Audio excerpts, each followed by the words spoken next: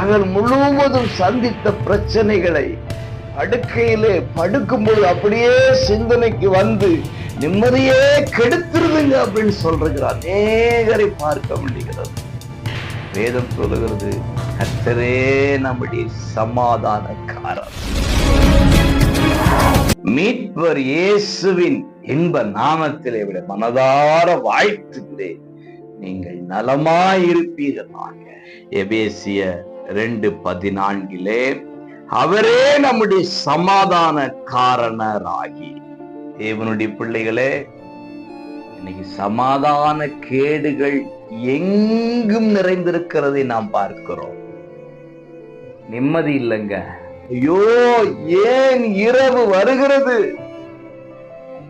இரவு என்று ஒன்று இல்லாமல் இருந்தால் நலமா இருக்குமே என்று சொல்லி இரவை நினைத்து பயப்படுகிற அநேகர் உண்டு. அவர் முழுவதும் சந்தித்த பிரச்சனைகளை படுக்கையிலே படுக்கும்போது அப்படியே சிந்தனைக்கு வந்து நிம்மதியே கெடுத்துருதுங்க அப்படின்னு சொல்றார். அநேகரை பார்க்க முடிகிறது. வேதம் சொல்லுகிறது, கர்த்தரே நம்முடைய சமாதானக்காரர். இன்றைக்கு சமாதான கேடு நிறைந்த வாழ்க்கை வாழ்ந்து கொண்டிருக்கிறீர்களா? ஒரு நற்செய்தியை சொல்லுகிறேன்.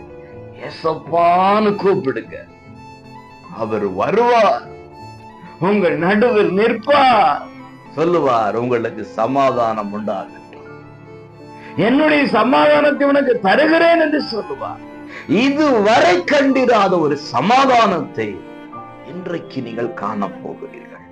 கூப்பிடுங்க இயேசுவே, அவரே உங்களுடைய சமாதானக்காரர். சமாதானத்தை பெற்றுக் கொள்ளுங்கள். God bless you.